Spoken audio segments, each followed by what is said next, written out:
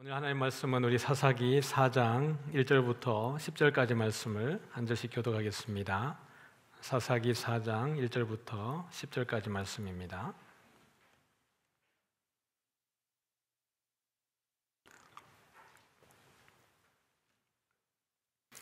1절을 제가 읽죠. 에훗이 죽으니 이스라엘 자손이 또 여호와의 목전에 악을 행하매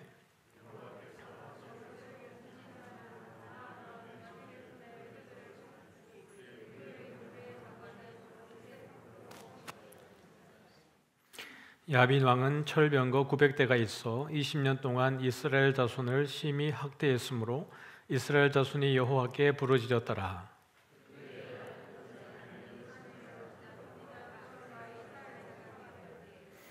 그는 에브라임 산지 라마와 베델 사이 드보라의 종려나무 아래에 거주하였고 이스라엘 자손은 그에게 나아가 재판을 받더라.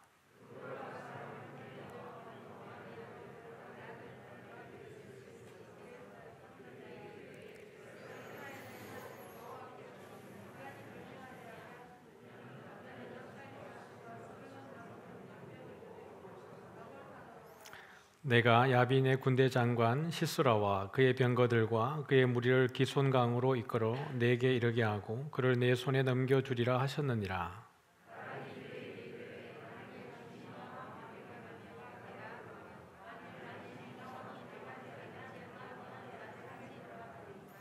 이르되 내가 반드시 너와 함께 가리라. 그러나 내가 이번에 가는 길에서는 영광을 얻지 못하리니 이는 여호와께서 시스라를 여인의 손에 파실 것임이니라 하고 드보라가 일어나 바락과 함께 게데스로 가니라.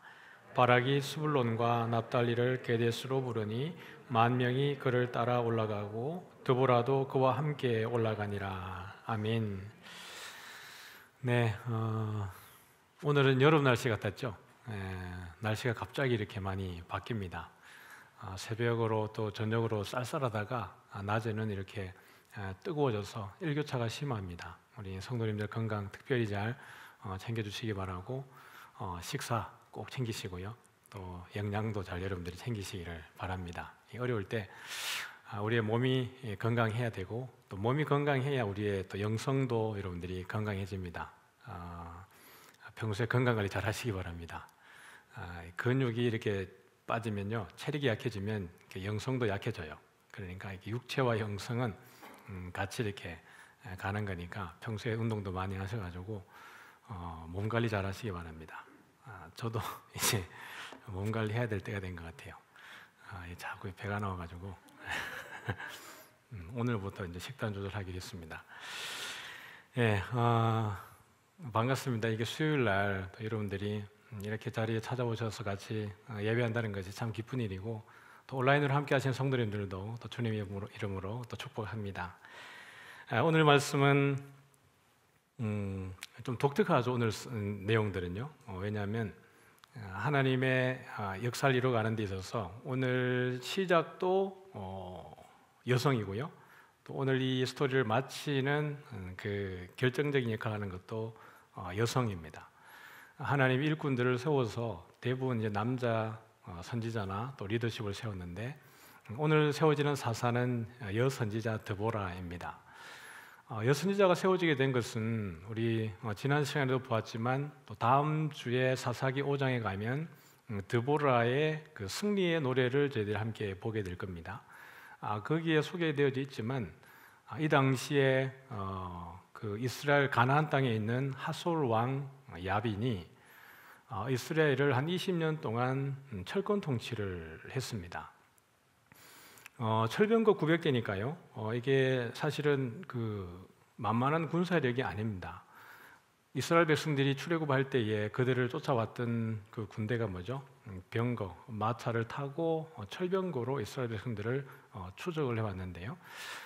이 철병거로 공격을 한다라고 하는 것은 상당하죠. 왜냐하면 이스라엘은 아직까지 무기 체계가 그렇게 완벽하게 갖춰지지 않았던 시대입니다.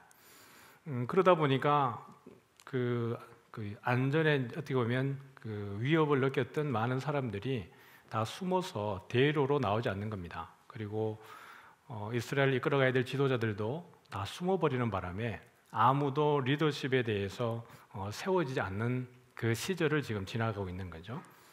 그때에 드보라라고 하는 한 여선지자를 하나님이 세우시고, 또 오늘 이 전쟁이 일어나는 이 장소는 사실은 드보라가 사는 곳이 아니에요. 드보라는 에브라임 산지에, 거기에서 드보라의 종려나무 아래에 거하면서 많은 사람들을 재판했는데, 전쟁이 일어나는 곳은 실제로 그가 살고 있는 두 지파를 건너서 그 위에 있는 이사갈, 그 다음에 납달리, 그쪽 지파에서 일어난 일들 가운데에 드보라가 전쟁에 참여하고 있는 겁니다. 하나님이 드보라를 선지자로 세웠고, 또 오늘 이 선지자이면서도 사사로 세우셨는데, 이 가운데에 드보라를 통해서 세우시는 또 한 사람이 누구냐 그러면 바락이라고 하는 한 남성입니다. 그를 통해서 전쟁을 이끌어 가고 있는 거죠.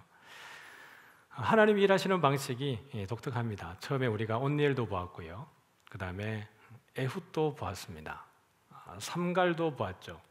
에훗은 여러분 특징이 뭐죠? 왼손잡이였습니다. 에훗이 속한 지파는요? 베냐민 지파죠.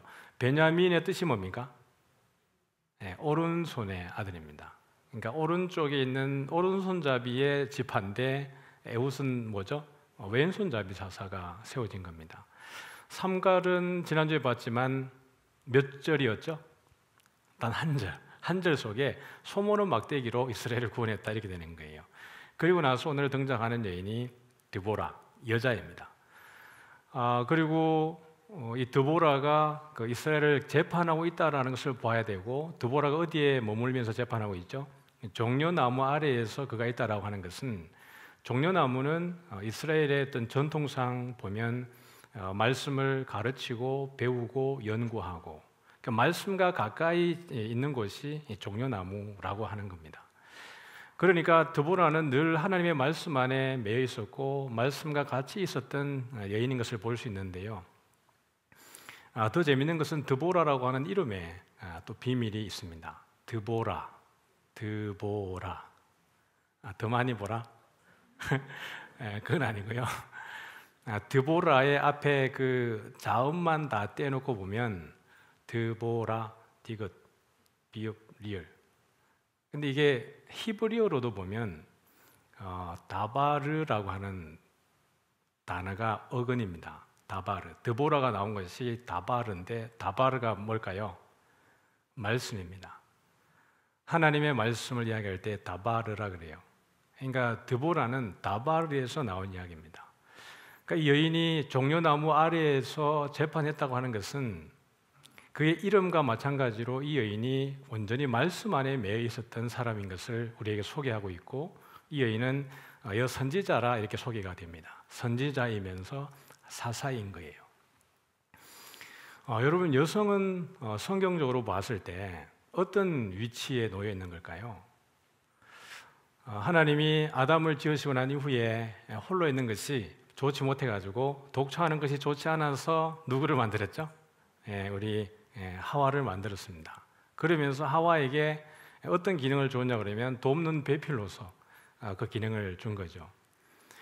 그러면 아담과 하와의 관계 속에, 여러분, 이 관계는 주와 종의 관계입니까? 아니면 평등한 관계입니까? 주종 관계 맞죠? 네, 평등한 관계입니다. 그래서 하나님이 아담의 옆구리에서 사람을 빼내어서 이렇게 여자를 만들어서 하와다, 이렇게 이야기를 하는 겁니다. 돕는 배필이니까 사실은 더 강한 거예요. 돕는 배필이니까. 도우려고 그러면 힘이 있어야 돕는 거거든요. 그래서 실제로 여성들이 약하지 않습니다. 이스라엘 백성들이 실질적으로 광야에서 그 양을 치고 일을 할 때, 물을 깃고 할 때 누가 다 합니까? 실제로 여성들이 다 해요. 그것은 천하다라는 개념이 아니라 그만큼 여성들이 중요한 일들을 하고 있는 거예요.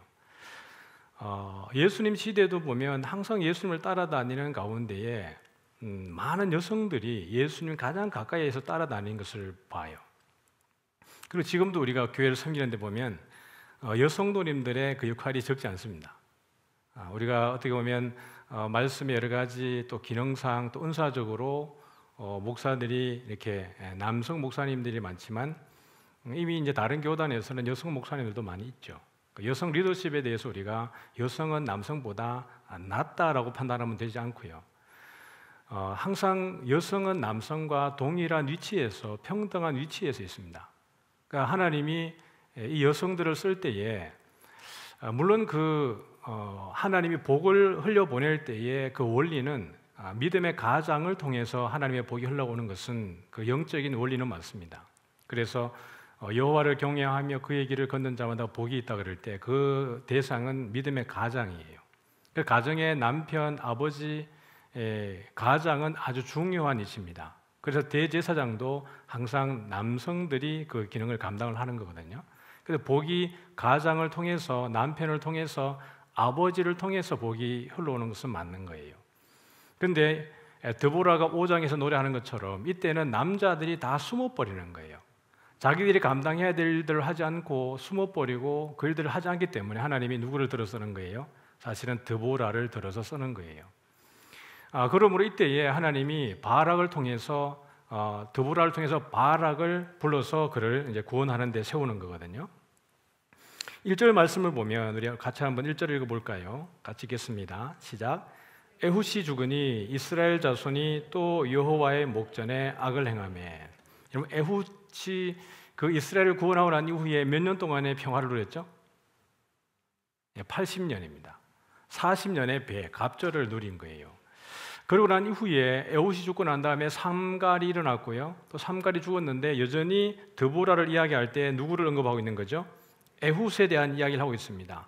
에훗이 죽고 나니까 80년의 태평성대를 누르고 나니까 그때에 하솔왕 야빈이 일어나서 20년 동안 철병거 900대로 이스라엘을 괴롭히는 거예요. 하솔은 가나안 땅에서 이스라엘 백성들이 위치했을 때 가나안 땅의 가장 북쪽에 있는 도시입니다. 그 가운데서 아주 강력한 군대를 이끌고 오늘 전쟁이 벌어지는 것은 이스라엘 땅에서 가장 비옥하다라고 할 수 있는 이스라엘 평지에서 그 전쟁이 벌어집니다. 아주 가장 비옥한 그런 평야 지역에서 이 전쟁이 벌어지고 있는 것인데요. 이때에 너무 이렇게 철권 통치로 강하니까 이스라엘 백성들이 부르짖게 되어지고요. 우리 4절 같이 한번 읽어보겠습니다. 시작. 그때에 라피돗의 아내 여선지자 드보라가 이스라엘의 사사가 되었는데 그는 에브라임 산지 라마와 베델 사이 드보라의 종려나무 아래에 거주하였고 이스라엘 자손은 그들에게 나아가 재판을 받더라. 그렇게 하면서 하나님이 이 드보라를 통해서 이제 전쟁을 준비하게 하고 이제 바락을 불러서 어디로 데리고 오냐 그러면 6절에 보면 같이 읽습니다. 시작. 드보라가 사람을 보내어 아비노함의 아들 바락을 납달리 게데스에서 불러다가 그에게 이르되 이스라엘의 하나님 여호와께서 이같이 명령하지 아니하셨느냐? 너는 납달리 자손과 스불론 자손 10,000명을 거느리고 다볼산으로 가라. 이 다볼산은 그 지역에서 가장 높은 산입니다. 아주 높은 곳이고요. 그 신약에서는 예수님께서 올라가셔서 베드로와 야고보와 요한과 함께 올라가서 변화되었던 변화산이라고 이렇게 이야기를 합니다. 그러니까 다볼산은 그 높은 곳이었고요. 거기 올라가게 되면 그 이스라엘 평지가 낮은 곳에 있는 그 모든 지형을 볼 수 있는 곳으로 지금 다볼산으로 10,000명을 데리고 올라가는 거예요. 그렇게 할 때에 7절에 보면 내가 야빈의 군대 장관 시스라와 그의 병거들과 그의 무리를 어디로 이끌죠? 기손강으로 이끌어 내게 이르게 하고 그를 내 손에 넘겨주리라 하셨느니라. 이 전쟁은 누구의 전쟁이냐 그러면 여호와의 전쟁이에요. 그래서 드보라가 바락에게 내가 사람들을 데리고 스불론과 납달리 사람 몇 명 데리고 가라는 거죠? 10,000명 데리고, 적은 숫자 아닙니다. 10,000명 데리고 다볼산으로 올라가는데 거기에서 내가 나아가서 전쟁을 치르라고 합니다. 그런데 바락의 반응을 보면 우리 8절 같이 한번 읽어볼까요? 시작. 바락이 그에게 이르되 만일 당신이 나와 함께 가면 내가 가려니와 만일 당신이 나와 함께 가지 아니하면 나도 가지 아니하겠노라 하되. 여러분 이게 지금 이스라엘의 상황입니다. 드보라는 누구죠, 여러분? 이게 지금 오늘 글에 소개할 때 드보라는 누구로 소개되고 있죠? 사사이기 이전에 여선지자입니다. 여선지자라 그러면 선지자라 그러면 어떤 기능을 하고 있는 사람이죠? 하나님의 말씀을 들어서 대신 전해주는 사람입니다. 그러면 드보라가 적어도 바락을 불러서 내가 10,000명을 이끌고 다볼산으로 올라가고, 그러면 하나님이 그 하솔랑 야빈 군대 장관 시스라를 이끌어서 그가 지금 거주하고 있는 그 지역에서 이끌어서 기손강을 끌어서 이스라엘 평지에서 내가 다 멸망시킬 것이다라고 말을 하고 바락을 불렀는데, 바락은 이야기를 어떻게 하는 거예요? 드보라에게 당신이 가야 내가 가겠다라는 거예요. 이건 사실은 이게 지금 이스라엘 백성들이 가지고 있는 영적인 문제입니다. 여러분 교회에서 우리가 어떤 리더십을 갖는다는 것은 아주 중요한 부분이에요. 하나님이 여러분 이 질서를 통해서 일하신다는 것을 여러분들이 믿으셔야 합니다. 이제 교육자들도 보면 이제 우리 어린 교육자들도 있고, 저도 아직 어리지만요. 교육자들이 어리기 때문에 가끔씩 보면 성도님들이, 우리 교회는 안 그렇지만 함부로 대하는 분들이 있어요. 전사님은 어려서 아직 몰라요 이래요. 목사님은 아직 애를 안 낳아봐서 몰라요 이래요. 애를 안 낳아봐서 모르는 부분이 있습니다. 그러나 그런 부분들이 영적인 질서를 거스를 수는 없어요. 우리가 주님께 부름받았을 때 주께서 교육자들의 입을 통해서 하나님의 메시지를 뿐만 아니라 하나님의 지혜와 하나님의 일을 이루어가는 줄 믿으시길 바랍니다. 그래서 성도님들은 교육자들을 항상 존중해야 합니다. 왜냐하면 교육자는 먹고 하는 일이 뭐예요? 교회 일입니다. 성도들을 위해서 고민하고 가르치는 아이들을 위해서 기도하고 늘 말씀 연구하고 하나님에게 이 모든 안테나가 초점이 맞춰지는 사람들이 교육자들입니다. 성도들이 그렇지 않다는 게 아니라 더 그렇다는 이야기입니다.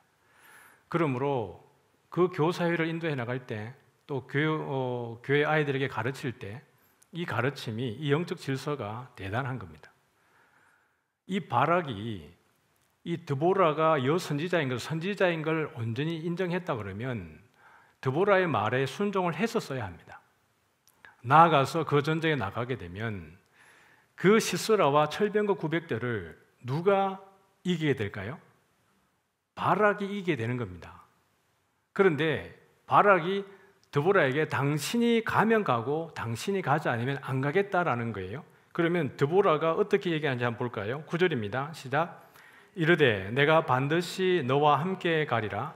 그러나 내가 이번에 가는 길에서는 영광을 얻지 못하리니 이는 여호와께서 시스라를 여인의 손에 파실 것임이니라 하고, 드보라가 일어나 바락과 함께 게데스로 가니라. 드보라가 매몰차게 나 안 가 이렇게 말하지 않습니다. 이게 하나님하고 모세하고 한번 실랭이가 이런 게 있었죠. 그 시내산에서 모세가 율법을 받고 내려왔을 때 이스라엘 백성들이 그 밑에서 뭘 만들고 있었죠? 금송아지 만들어 놓고 이것이 우리를 애굽에서 이끌어낸 신이라라고 거기 경배하고 막 절하고 즐거워했습니다. 하나님이 그것을 보지 못하고요. 또 모세가 내려오다가 그 현장을 보고 손에 들었던 뭐죠? 이 하나님이 친히 쓰신 2 돌판을 던져서 깨어버립니다. 깨뜨려버리고 다시 올라가는 일이 벌어지는 거예요. 그때 하나님이 모세에게 무엇이라고 했냐 그러면 너희는 올라가라 이렇게 합니다. 그러나 나는 가지 않겠다 이렇게 얘기했어요. 하나님이. 그럴 때 하나님 앞에 모세가 매어달립니다. 하나님, 당신이 이스라엘 백성들을, 당신의 백성들을 애굽에서 인도해서 여기까지 데리고 왔는데 이들과 함께 하지 않으면 광야에서 다 죽게 될 텐데, 그러면 하나님의 이름이 저들 가운데에 비방받고 가벼이 여겨집니다. 하나님의 이름을 위해서 하나님은 같이 가셔야 된다고 모세가 하나님에게 그렇게 강청하는 거예요. 그래서 하나님이 그 백성과 함께 올라가는 겁니다.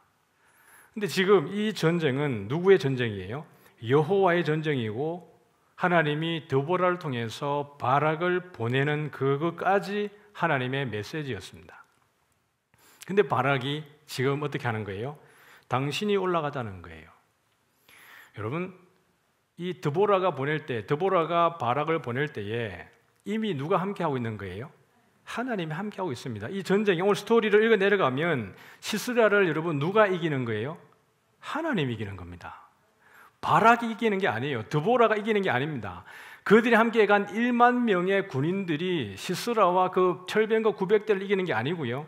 여호와께서 그 전쟁 가운데 개입하셔서 하나님이 이기시는 거예요. 그러므로 그 드보라가 여선지자가 가라 그랬을 때 바락이 가는 게 맞습니다. 그런데 안 가면 안 가겠다는 거예요. 드보라가 내가 반드시 너와 함께 가고 내가 너와 함께 하겠다라고 이야기를 하는 겁니다.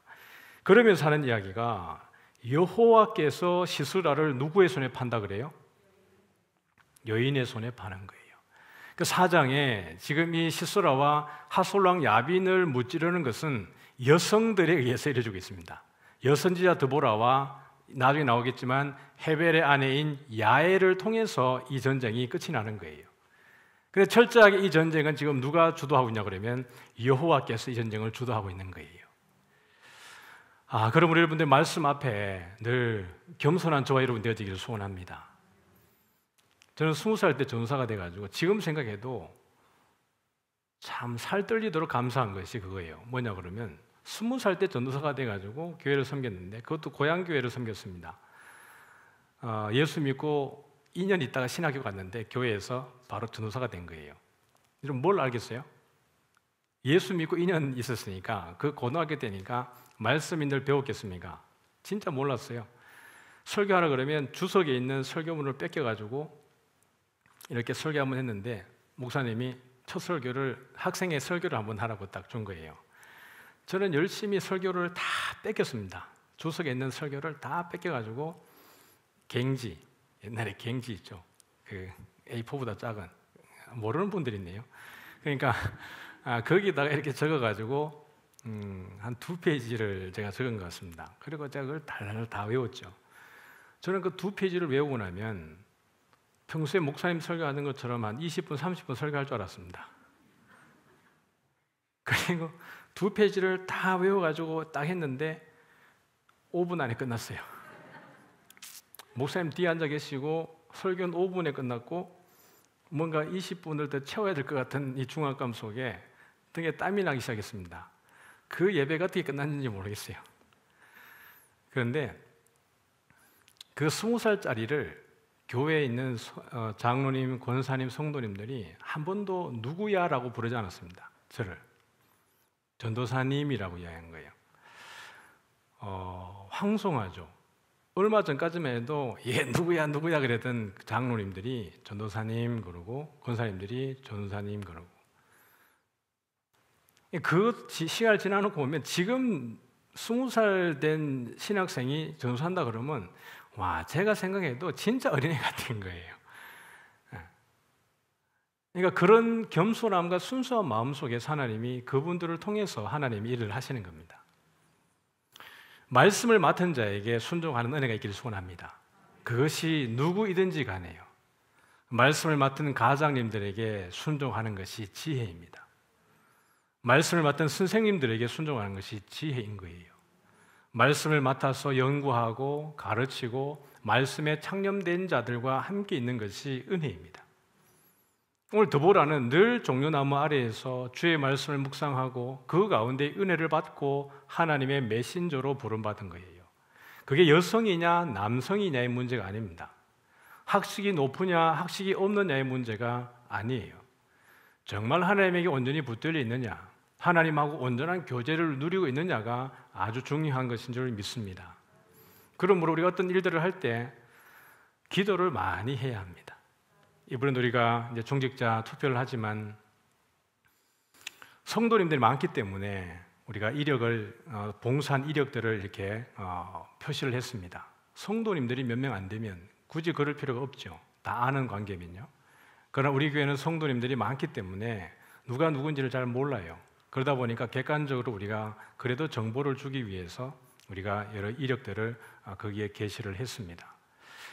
그러나 그 이력이 전부가 아니고 정말 우리가 이 투표를 하는 가운데 중요한 것은 정말 기도하는 사람이 누군가, 정말 겸손한 사람이 누군가, 하나님의 몸되는 교회를 위해서 자기를 기쁘게 헌신할 수 있는 사람이 누군가, 이런 것들이 우리가 일꾼을 선출하는 기준이 되어야 될 줄 믿습니다.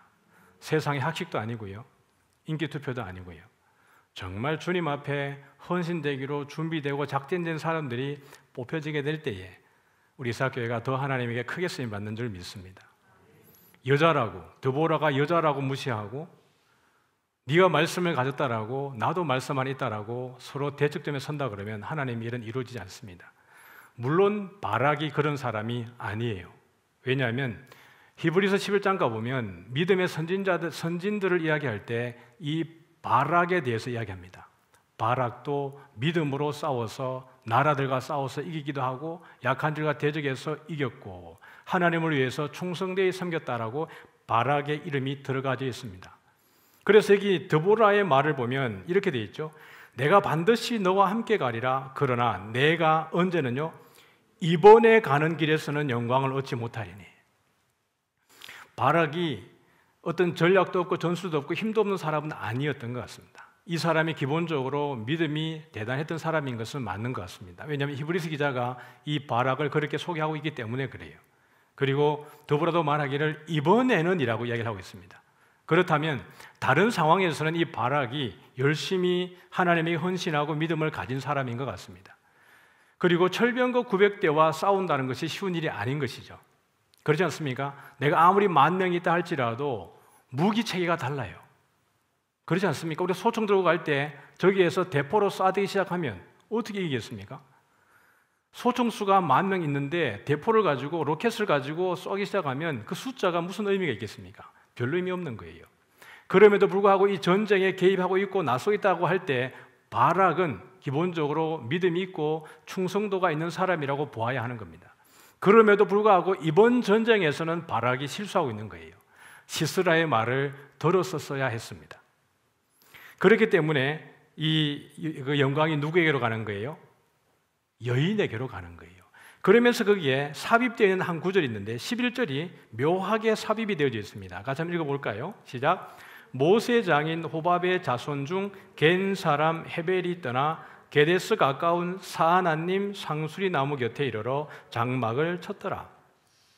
사실 이 전쟁에 이 스토리가 굳이 여기 들을 필요가 없는데요, 뒤에 있는 부분 때문에 사실은 의도적으로 이 사사기 기자가 삽입을 해둔 거예요. 겐 사람 헤벨이라 그랬는데 이 사람은 누구의 자손이라고 하고 있는 거죠? 모세의 장인 호밥의 자손이라고 이야기하고 있습니다. 그럼 이들이 이미 하나님의 은혜를 입고 사는 사람들입니다. 미디안 족속이었잖아요. 그 모세의 장인 이도로는, 호밥은요 미디안 사람이었어요. 이스라엘 백성 가운데에 같이 있었던 사람이 아닙니다. 출애굽할 때에 모세의 권유를 받고 이도로가 모세에게 좋은 지혜를 주었죠. 그러고 난 이후에 이스라엘 백성들과 함께 따라 들어온 사람들이 바로 모세의 장인 그 호밥의 자손들입니다. 그들이 들어와서 갈릴리 그 지방에 살고 있는데요, 12절을 보면 같이 읽어보겠습니다. 시작. 아비노함의 아들 바락이 다볼산에 오른 것을 사람들이 시스라에게 알림해 이제 시스라가 철병거 900대 데리고 어디에서 오는 거예요? 하로셋 학고임에서부터 기송강으로 왔다. 이 하로셋 학고임이 어디냐 그러면 갈멜산 밑입니다. 갈멜산 밑에서부터 우리가 잘 알고 있는 그 기송강까지 데리고 온 거예요. 철병거 900대를. 다볼산에 올라갔으니까 우리가 저 모든 올라간 1만 명을 죽이자라고 이야기하는 거죠. 그런데 5장 가보면 이야기하기를 이 납달리와 그 다음에 뭐죠? 스불론과 납달리 지파가 목숨 걸고 싸웠다 그래요. 이 두 지파가 목숨 걸고 싸울 때 다른 지파는, 어떤 지파는 물가에서 노래하고 있고요, 어떤 지파는 구경만 하고 있고, 그런 지파들이 생겨나는 겁니다. 그럴 때에 시스라가 이 900대를 가지고 올라왔는데 우리 15절을 같이 한번 읽겠습니다. 시작.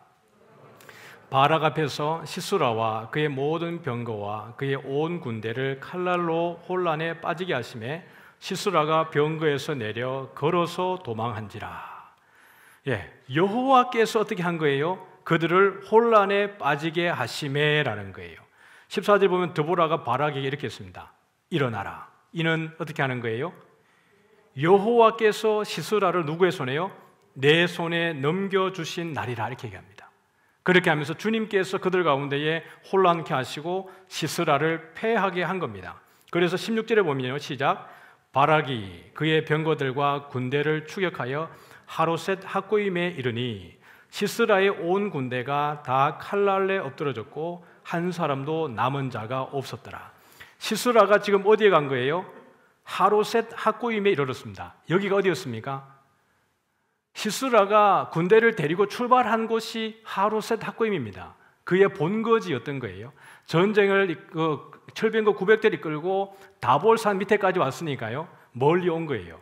이 전쟁에서 패하니까 시스라가 급해가지고 다시 그의 출격했던 곳으로 돌아간 겁니다. 거기에까지 갔는데 결국에는 어떻게 됐습니까? 다 엎드러졌고 남은 자가 몇 명이었습니까? 한 사람도 없었던 거예요. 그러고 나서 살아남아있는 생존자가 누구였습니까? 시스라가 생존했습니다. 홀로 생존했어요. 17절 읽겠습니다. 시작.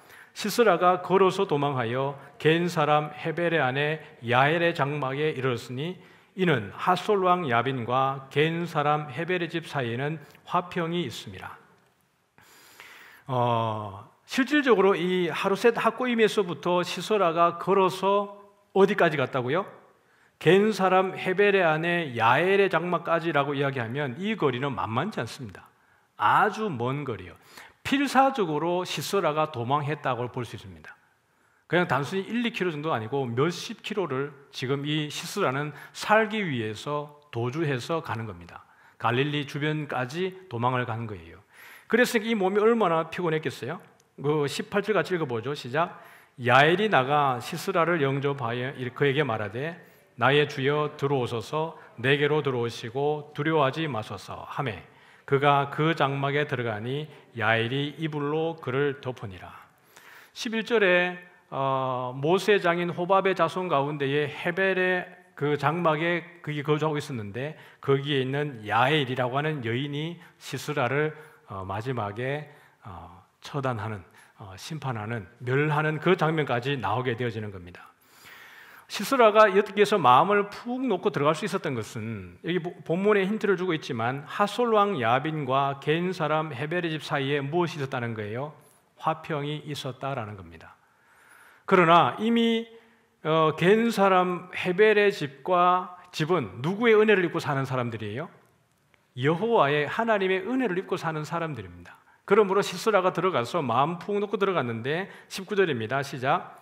시스라가 그에게 말하되 청하노니 내게 물을 조금 마시게 하라. 내가 목이 마르다 하며 우유 부대를 열어 그에게 마시게 하고 그를 덮으니 20절.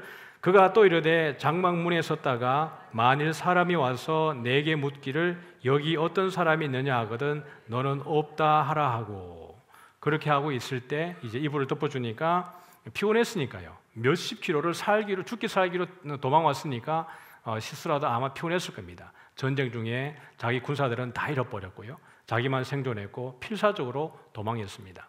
목이 마르고 피곤한 가운데에 물도 마시고 우유도 마시고 이불을 덮으니까 노곤해졌던 거예요. 그때에 야엘이 어떻게 하는 거예요? 21절입니다. 시작. 깊이 잠이 드니 헤벨의 아내 야엘이 장막 말뚝을 가지고 손에 방망이를 들고 그에게로 가만히 가서 말뚝을 그의 관자놀이에 박음에 말뚝이 꿰뚫고 땅에 박히니 그가 기절하여 죽으니라. 대단하죠? 여성을 함부로 볼 게 아닙니다. 관자놀이에 말뚝을 대고 찍었는데 이게 땅에 박힐 정도니까 얼마나 심하게 한 방에 그냥 훅 간 거예요. 예. 근데 사실 여러분 이 승리를 누가 맛보았었어야 되는 겁니까? 바락이에요. 드보라에게 그 말을 순종하고 나갔으면, 여러분 보세요. 이미 하나님이 시스라의 군대를 누구 손에 붙인 거예요? 바락에 붙였어요. 바락에게 붙여서 이 전쟁을 이기게 하고 모든 사람을 다 죽였는데 사실은 그 시스라 하나 죽이는 게 뭐 큰 일이었겠습니까? 하나님이 마음만 먹었다 그러면 하나님이 그 사실 이 메시지를 우리에게 주는 거예요. 메시지를 주기 위해서 시스라가 피해서 홀로 도망가서 결국 누구의 손에 죽게 하는 거예요? 예, 여인의 손에 죽게 하는 겁니다. 이것은 바락이 드보라의 말에 온전히 순종하지 않았을 때 드보라가 이미 한 얘기입니다. 내가 그렇게 한다. 내가 반드시 올라가겠다. 그러나 이번에는 내가 이 일로는 영광을 받지 못하고 여인이 이 일을 통해서 하나님께 영광을 돌릴 것을 이야기하고 있는 거예요.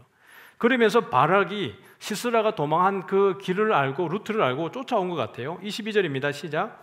바락이 시스라를 추격할 때에 야엘이 나가서 그를 맞아 그에게 이르되 오라 내가 찾는 그 사람을 내가 네게 보이리라 하매 바락이 그에게 들어가 보니 시스라가 엎드러져 죽었고 말뚝이 그의 관자놀이에 박혔더라. 아멘. 하나님은 살아계십니다. 맞죠? 우리는 연약해도 우리는 아무것도 아니어도 우리가 주님의 말씀에 순종할 때 주께서 우리를 통해서 영광 받으시는 줄 믿습니다.